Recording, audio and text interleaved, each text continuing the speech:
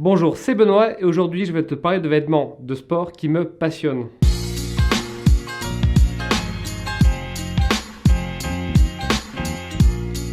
Comment s'habiller quand on va faire du sport? C'est la grande question à laquelle on va répondre. Attention, on ne va parler que de sport en salle, donc qu'on désigne sous le terme très générique de fitness. T'as le crossfit, t'as la musculation, t'as le cardio, t'as le HIIT, t'as la zumba, les sangles TRX ou tout ce que tu veux. Mais on va pas parler d'équitation ou de curling par exemple. Alors pour ma part, ça va faire 2 ans que je vais en salle plusieurs fois par semaine de manière assez régulière et donc j'ai pu tester plusieurs trucs au niveau des vêtements et c'est ce dont j'aimerais te parler aujourd'hui. Alors tu vois, le vêtement de sport c'est un petit peu particulier parce que chez des marques qui ont un impact planétaire, des méga brands comme Nike ou Adidas, et ben de suite tu peux trouver des vêtements avec de très bonnes performances sur de l'entrée de gamme et c'est d'ailleurs pour ça qu'ils habillent la planète entière. Alors ces marques-là, elles ont compris que l'innovation c'était vraiment un sujet hyper important et que pour survivre, elles devaient toujours sortir encore plus de vêtements performants, de vêtements innovants et surtout toujours plus de nouveautés. Et comme elles ont des budgets colossaux, ça leur permet d'arriver avec des propositions créatives et techniques extrêmement fortes. Et à côté de ça, tu as d'autres titans comme Decathlon qui est l'un des plus gros vendeurs de vêtements en France, qui dépense des fortunes pour créer des vêtements très performants à des budgets très accessibles. Donc avoir des vêtements performants adaptés à une pratique de sport en salle à des budgets très raisonnables, ça n'a jamais été autant possible qu'aujourd'hui. Alors évidemment, sur des vêtements de sport, le grand sujet, ce sont les matières. Est-ce qu'on met du coton, est-ce qu'on met du synthétique et je crois que je connais un mec qui en parle plutôt bien de ces histoires de matières synthétiques ou naturelles. Salut! Ah mais c'est Michel, c'est la personne chez nous qui a écrit plein d'articles sur les matières naturelles et synthétiques. Mais alors Michel, dis-moi, quelle est la meilleure matière face à la transpiration? Eh bien déjà Benoît, ce qu'il faut savoir c'est qu'est-ce qui se passe quand on transpire. Dans notre sueur, il y a des centaines de bactéries, de l'eau et des substances huileuses. Parmi les bactéries, il y en a 2 qui sont répandues, les Staphylococcus et les Corynebactéries. Et ces 2-là, ils sont à la source des mauvaises odeurs. Ah mais c'est digne, c'est 2 noms qui sont dignes d'un film d'Alien. Mais pourquoi c'est important de connaître le nom de ces 2 bactéries? Eh bien parce que face à ces bactéries, chaque matière va réagir différemment. Il y a d'un côté les synthétiques, donc tout ce qui est polyuréthane, polyamide, polyester, polypétrole et tous les autres. Elles sont hydrophobes, donc du coup elles détestent l'eau et donc elles vont la rejeter et garder uniquement les substances huileuses et les bactéries malodorantes. Et nos 2 microbes champions du chatouillage de nez, ils vont adorer se développer sur ces fibres plastiques. Ça fait un t-shirt synthétique qui sèche très vite, effectivement, mais qui va sentir et sentir très fort. Mais attends Michel, je comprends pas très bien parce qu'il y a plein de fabricants qui mettent en avant des matières techniques, synthétiques et magiques. Alors certes, mais il y a matière technique et matière technique. D'un côté, il y a les vraies matières techniques, celles dont la structure même du tissu va optimiser la respirabilité et l'évacuation d'humidité. Par exemple, tu as Gore-Tex, que tu connais très bien, Power Stretch, Power Dry, et par exemple, pour Power Dry, tu as 2 couches de tissu à capillarité différentes qui vont d'un côté à l'intérieur évacuer l'humidité et de l'autre côté à l'extérieur sécher rapidement. Et du coup, les bactéries ne se développent pas assez rapidement. Mais forcément, c'est de la recherche et développement et ça coûte cher. D'un autre côté, il y a les matières techniques, soi-disant techniques, plutôt bas de gamme, qui vont se contenter de masquer les dégâts avec des particules.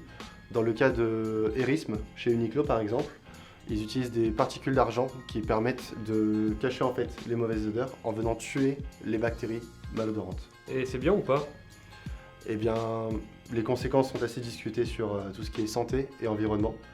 Et c'est aussi quelque chose qui n'est pas efficace sur le long terme parce qu'au lavage, ça perd en efficacité. Bon alors, et pour les matières naturelles? Eh bien, les matières naturelles, elles font pas ce tri entre l'eau, les substances huileuses et les microbes. Elles laissent tous se développer au même niveau et du coup, elles ne laissent pas les bactéries malodorantes se développer plus que d'autres. Forcément, du coup, ça ne va pas du tout être la même odeur qu'avec du synthétique, comme par exemple un t-shirt en polyester. C'est le cas du coton, du lin, mais le haut du podium, il est pour le mérinos. Pourquoi? Parce que déjà, premièrement, il est thermorégulant. Donc forcément, au niveau des propriétés thermiques, c'est hyper avantageux. On transpirera beaucoup moins parce qu'on aura beaucoup moins chaud. Et en plus de ça, si jamais il est mouillé, il peut retenir jusqu'à 30% de son poids en humidité, sans changer de sensation au toucher. Du coup, la seule raison pour laquelle je recommanderais du synthétique, c'est dans le cas où vous êtes en intérieur, pour faire du sport dans un cadre où vous avez besoin que ça sèche vite, et si vous n'avez pas de nez. Ou si la salle de sport est bien climatisée, bien ventilée. Pourquoi pas. Bah franchement, merci Michel. Mais de rien Benoît. Bon maintenant que Michel est parti, je vais pouvoir te dire moi ce que j'en pense personnellement. Moi à titre personnel, je suis pas très fan du coton pour des vêtements de sport parce que je trouve que c'est pas très agréable. Quand tu vas faire un développé couché ou un développé militaire avec les aisselles trempées parce que tu as un t-shirt en coton, c'est pas super confortable. T'as envie que tu vois, ça sèche vite. Et t'as ceux qui ne transpirent jamais quand ils font la muscu, bon, je sais pas comment ils font, mais eux forcément, du coup un t-shirt en coton, ça peut tout à fait leur convenir. Ce que j'aime chez les matières synthétiques quand tu fais du sport, c'est toutes les propriétés liées au stretch, qui sont très intéressantes, qui permettent d'avoir des vêtements très légers, très respirants et aussi très stretch dans lesquels tu peux vraiment bien bouger. Et quand tu fais un squat par exemple, c'est très pratique. Comme l'a dit Michel, il te faut une matière qui sèche rapidement. Et là, tu entres dans la jungle des matières techniques et c'est très facile de s'y perdre. C'est vraiment une question de ce que toi tu aimes et de confort contre ta peau. Donc moi, par exemple, j'aime beaucoup les t-shirts running de chez Nike ou de chez Under Armour. Et par contre, j'apprécie beaucoup moins la ligne sport de chez Uniqlo. Et j'en connais aussi qui adorent le climat cool de Adidas ou le climat light de Reebok qui sont en 100% coton d'ailleurs. Et pour revenir sur ce qu'a dit Michel, il y a bien des technologies pour tuer les odeurs comme les traitements avec des particules d'argent, mais je ne te les conseillerais pas. Bah oui, parce que tu as certaines études qui montrent que ça pourrait perturber l'équilibre microbien de la peau. Et ce n'est pas tout parce qu'à chaque lavage, tu as plein de nanoparticules en argent qui sont relâchées dans l'eau. En fait, elles sont tellement fines qu'elles passent tous les processus de filtration et elles se retrouvent dans les océans et on a encore du mal à estimer quel est leur impact vraiment sur la vie aquatique. Et à mon avis, c'est pas dingue. Tiens, d'ailleurs, à ce propos, tu vas immédiatement acheter un sac de lavage Guppy Friend. Parce que j'ai parlé des nanoparticules d'argent, mais tu as aussi des nanoparticules de plastique qui se détachent quand tu laves des vêtements en polyester, en nylon, en polyamide ou en acrylique. Donc ce sac-là, il va empêcher que ce phénomène d'arriver. Tu mets tes vêtements dedans, tu fermes le sac, tu mets dans ta machine à laver, tu laves et hop, il va retenir toutes les espèces de microparticules, de nanoparticules. Et une fois que le lavage est terminé, à la fin, ça fait une sorte de petite poussière au fond du sac. Tu l'enlèves, alors surtout, tu la mets pas dans l'évier, tu mets ça à la poubelle. Donc moi, Marocco, c'est ce que je fais, c'est que je prends un t-shirt technique propre avant chaque séance et après, devine quoi, je le mets à laver. Voilà, j'espère que mes conseils t'ont bien aidé et je te dis à bientôt pour une prochaine vidéo. Non, je rigole, j'ai pas fini. Donc, petite astuce perso, de temps en temps, n'hésite pas à laver tes vêtements de sport avec une lessive désinfectante qui se trouve dans n'importe quel rayon de supermarché pour tuer les dernières bactéries un petit peu résistantes et faire une espèce de reset sur tes vêtements de sport. Et n'aie pas peur de les laver très souvent, ce sont des vêtements qui sont faits pour être lavés de manière intensive. Mais n'oublie pas le petit sac Guppy Friend. Donc voilà, moi je les mets à 30 degrés pour faire des économies d'énergie, mais si de temps en temps tu veux faire un petit 40 degrés, pourquoi pas. Et le mérinos alors, donc moi j'ai testé en salle de sport, mais franchement j'ai toujours un petit peu peur d'abîmer les beaux t-shirts en mérinos, notamment avec des frottements avec les barres, etc. Et je trouve que parfois tu peux avoir un petit peu plus chaud en mérinos que dans un t-shirt technique très respirant et très aéré. Donc je suis pas très fan. Par contre, quand tu voyages à l'autre bout du monde, ça peut vraiment dépanner pour une ou deux séances. Alors pourquoi je dis le mot dépanner? Parce que si jamais tu pars, je sais pas moi, 2 semaines au bout du monde, au lieu de prendre 3 t-shirts de sport, tu peux prendre juste 1 ou 2 t-shirts mérinos que tu pourras porter la journée pour te promener. Et le soir, tu pourras les porter pour faire du sport. Il suffira juste de les rincer la nuit, de les mettre à sécher, puis le lendemain matin, ils seront totalement réutilisables. Et là, ça dépanne bien. Au niveau des coupes, comment doit être coupé un vêtement pour faire du sport? Alors là, tu as 2 écoles. Tu as ceux qui aiment les vêtements de sport très moulants pour limiter les frottements contre la peau, sous les aisselles ou quand tu cours avec l'intérieur des cuisses. Et tu as aussi l'autre école, comme moi, de ceux qui aiment bien des vêtements avec un peu plus d'ampleur pour pouvoir bouger librement. Mais franchement, depuis quelques années, les marques de sport ont bien compris que les sportifs avaient envie d'avoir une silhouette athlétique, moderne et mise en avant par leurs vêtements de sport.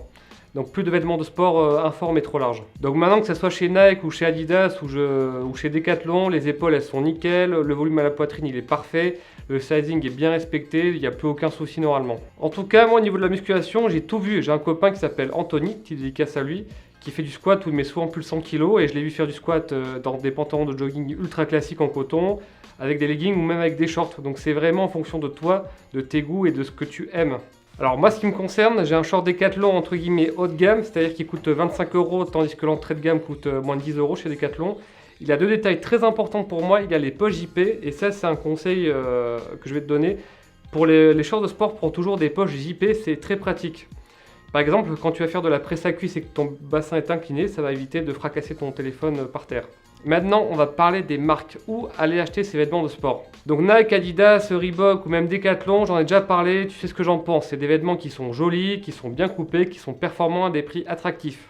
Mais par contre, je trouve que ce sont des marques qui ont du mal à prendre à bras le corps les enjeux environnementaux et sociaux.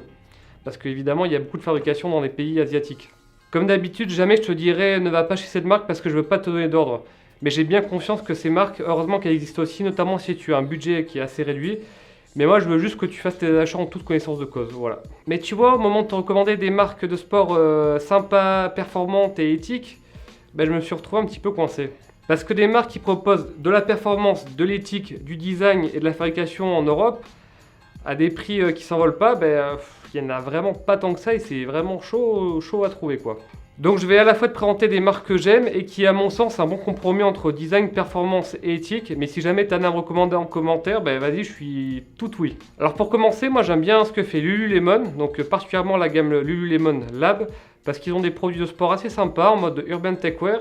Et j'ai l'impression qu'ils ont vraiment entamé de vraies actions dans ce côté environnemental et social. Une autre marque que j'aime bien, donc plutôt micro-marque, j'aime bien ce que fait Homme. J'ai déjà rencontré le fondateur plusieurs fois.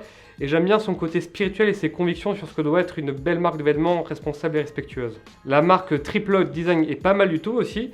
Donc tout est fabriqué aux États-Unis avec des matières de chez Polartec, donc du Power Stretch, du Power Thermal ou je sais pas quoi, ou du Scholler. Leur Paladin Short me fait beaucoup envie, mais bon, c'est fabriqué aux États-Unis, donc c'est pas vraiment à les mêmes prix qu'une fabrication asiatique. En France, tu as Natural Peak qui fait des vêtements de sport avec des fibres de hêtre et d'eucalyptus.